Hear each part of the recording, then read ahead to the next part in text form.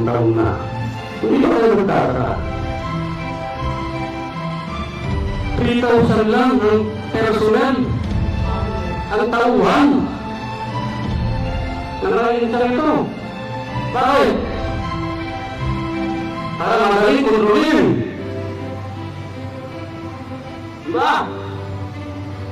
Para gawing sindikato.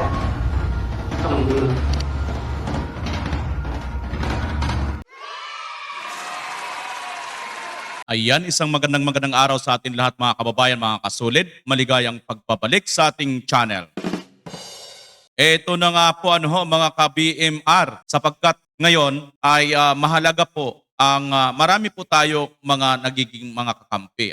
At syempre bilang mga DDS, masaya si Tatay Digong na talagang organic ang kanyang mga nakikita niyang mga sumisimpatiya sa kanya. At mas maganda po kung talagang mayroon pong makisimpatiya sa kanya na mayroon pong mga sinasabi sa buhay. Sinasabi natin mga kababayan ay ito nga pong si Profesora Clarita Carlos. Bakit po natin nasabi mga kababayan? Siyempre po, isa po yung profesor at alam naman po natin na isa rin po yung masugid na supporter ni BBM nung panahon ng kampanya. At ngayon nga po na nanalo na po si BBM ay na-appoint po yan bilang isang national security advisor ng kanyang unang taon. Ngayon mga kababayan, ito po ay atin naringgan patungkol nga po dito sa mainit na usapin na binitawang salita ni Tatay Digong patungkol nga po dito sa paghiwalay ng Mindanao. Nagbigay po siya ng pahayag dito na sinasabi niya di umano, ito daw po ay maaring frustration lang ni Tatay Digong, mukhang nasasakal po siya dito nga po sa Malacanang. Ito po ay mukhang sumusubay doon naman sa mga pahayag ni Attorney Harry Roque. Na ito daw po ay out of frustration lang. Yan po ang ating pag-uusapan sa araw na ito mga ka-BMR. Ngunit bago yan, sa ngayon pa lang po nakabisita sa aking channel, ay inanyayahan ko po kayo, i-like, mag-subscribe po kayo, at pakipindot nyo yung maliit na bell para lagi kayong updated sa lahat ng aking mga upload. Maraming salamat sa iyo, kaibigan. Actually, nung pang-mayor siya, nakita na niyan kung paano siya nasasakal ng national government sa Malacanang. So, dugtong mo yun, if you will notice, nag-campaign siya for federalism. Hindi na bago para kay dating National Security Advisor Professor Clarita Carlos ang pahayag ni dating Pangulong Rodrigo Duterte na secession. Patunay umano rito ang pagsusulong nito ng federalismo sa panahon ng kanyang termino. Sa tingin ni Professor Carlos, dala lang ng silakbo o bugso ng damdamin ang sinabing ito ng dating Pangulo. Nadagdagan pa niya ito nang magkaroon ngayon ng mainit na isyu o hidwaan sa kanilang grupo at ng administrasyon. So, sinabi kong bugso ng damdamin niya kasi alam naman na merong hidwaan nangyayari ngayon sa pagitan ng kanilang mga puwersa. So, I'm sure. Pero sabi ko nga, hindi na bago ito kasi nung mayor pa lang siya, ay ayaw na talagang sinasakal siya ng central government na based here in Manila. Dagdag pa nito ang panukalang secession ay kailangan ng masusing pag-aaral sapagkat ang pangunahing tanong niya ay kung may karapatan nga ba ang alinmang isla sa bansa na humiwalay. Si dating Presidential Spokesperson at Constitutional Law Professor Attorney Edwin Lacerda naniniwala ring hindi seryoso ang dating punong ehekutibo sa pahayag nito. I think it's not serious. I think it's a very off the cuff remark of President Duterte who is prone to issuing such statements naman. Maging si dating Presidential Spokesman Attorney Harry Roque ay naniniwalang dahil lang sa frustration kaya nasabi niya ito. Alam mo, yung secession naman, frustration lang ni Presidente Duterte na ang gulo-gulo ng mga politiko ngayon sa Luzon.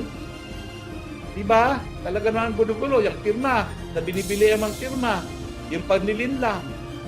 Samantala, duda naman si dating National Security Advisor Carlos na may ilalabas ng warrant of arrest laban kay dating Pangulong Duterte.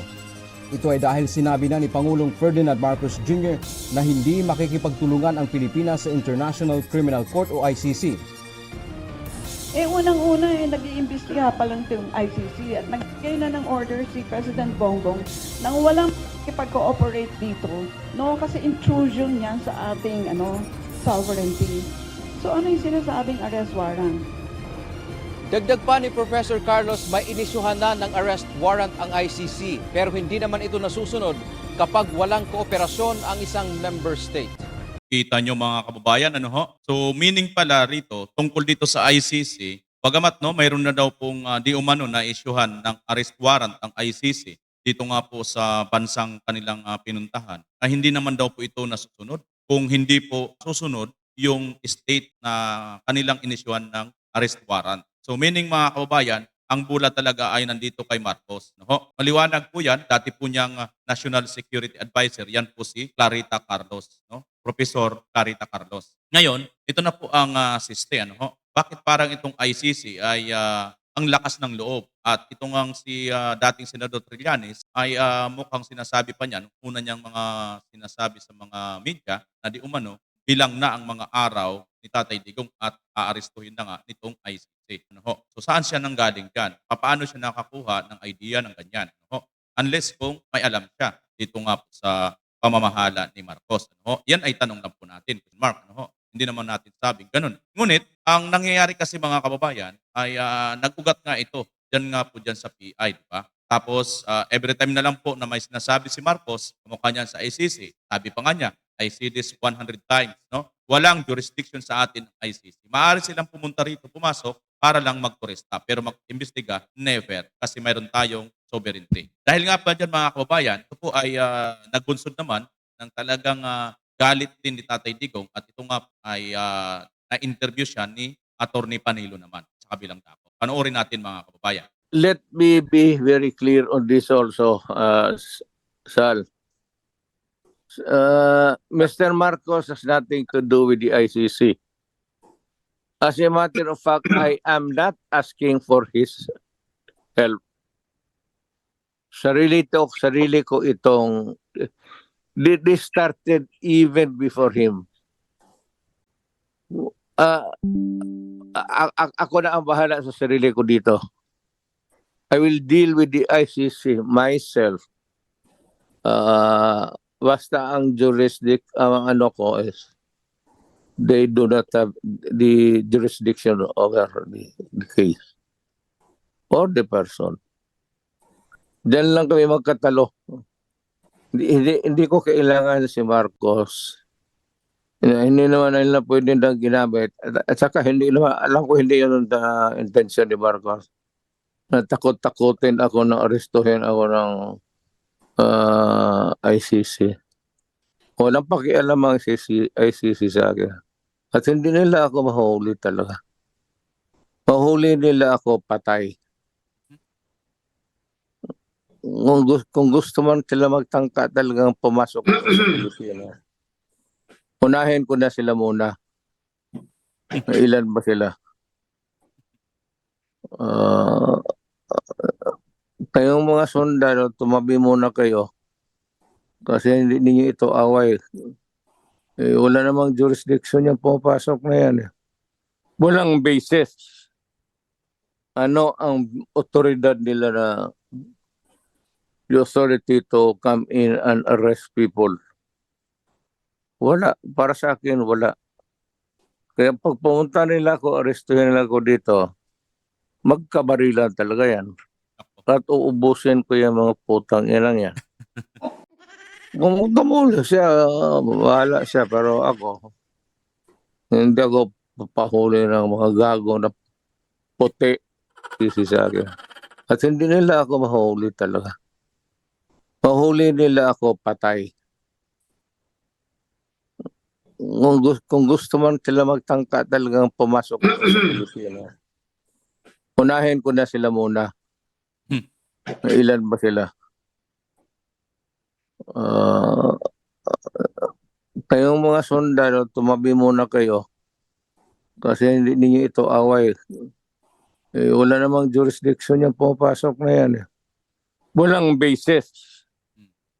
Ano ang otoridad nila na the authority to come in and arrest people? Wala. Para sa akin, wala. Kaya pag pumunta nila ako, arrestuhin nila ako dito, magkabarilan talaga yan. Let me be very clear on this also, Sal. Mr. Marcos has nothing to do with the ICC. As a matter of fact, I am not asking for his help. sarili ko itong this started even before him. Ah, ako na ang bahala sa sarili ko dito. I will deal with the ICC myself.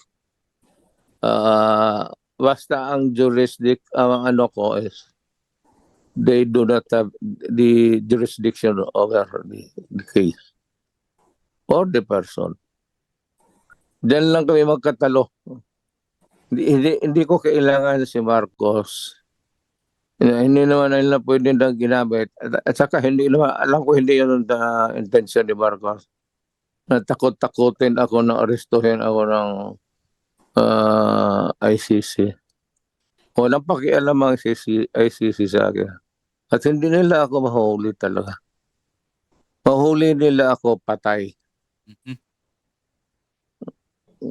Kung gusto man sila magtangka talagang pumasok sa Pilipinas, unahin ko na sila muna. Ilan ba sila? Kayong mga sundalo, tumabi muna kayo. Kasi hindi niyo ito away.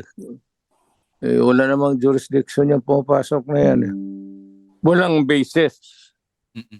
Ano ang otoridad nila na the authority to come in and arrest people? Wala. Para sa akin, wala. Kaya pag pumunta nila ako, arestuhin nila ako dito, magkabarilan talaga yan. At uubusin ko yung mga putang ilang yan.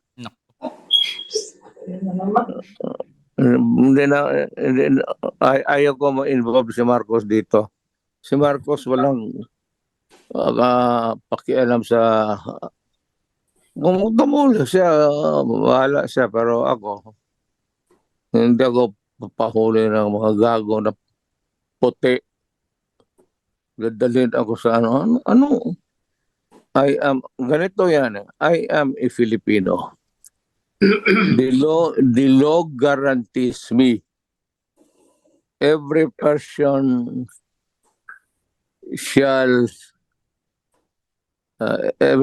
shall be itong clause ng Constitution sa Bill of Rights natin. Every person shall be Presume innocent. no person shall be deprived of life, liberty, or property without due process of law. Nor any person shall be denied the equal protection of the clause of the Constitution. Dito, bago mo ikulong ang tao, may pre. Ang ginamit nila dito sa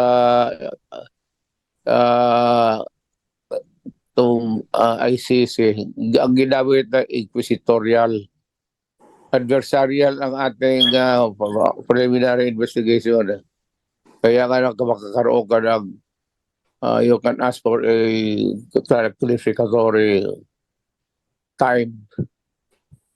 Kaya gan pa lang, wala na, bagsak na sila. Wala silang preliminary investigation pa. I am entitled to that.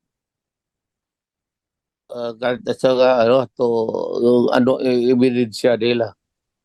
Yung walang ebidensya, chismis lang po na mag-take sila dito. Putulin ko yung ulo nila. Pagaya nung... And Mr. President, to the credit of President Ferdinand Marcos Jr., nanindigan siya. Wala nga yung jurisdiction sa amin. Hindi tama yung didiktahan niyo ko yung sinong arestuin namin, sinong kukulong namin, sinong husigin namin. Yun naman ang kagandahan sa kanya. Naninindigan siya dyan.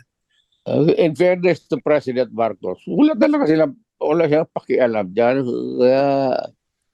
Hindi naman taba na ipahid mo din sa kanya yung kasalada na hindi niya ginawa. He was not the one who initiated it. He was not the one who asked the ICC to come here to investigate. If ever nag-investigate sila dito. So, tsaka, you know, when you come in, sabi nga, the Rimulya, just visitors. They just must be visitors. Oras na conduct ng judicial probe yan dito, that is a sovereign function then. They can be arrested for Mm, exercising a sovereign function. yun. Because they are not allowed. Wala ka silang basis. Yun, maliwanag mga kababayan na nakita rin natin ng ating ginagawang reaksyon ng mga nakaraang araw. Ano ho? Ano po ang inyong masasabi rito, kabayan? Ano po ang inyong opinion at suggestion? Paki-comment nyo po dyan sa baba. Muli, po si BMR Channel. Nagpapasalamat po sa inyo sa walang sawa, mga ka-BMR. Road to 100,000 na po tayo. Support po at subscribe po tayo. Solid. DDS lang po tayo mga kababayan. Patuloy po tayong manindigan ating kalayaan. Maraming salamat. Ingat po ang lahat. Bye-bye po. Siyempre, Pilipinas as always. Tatas po tayo. Bye-bye.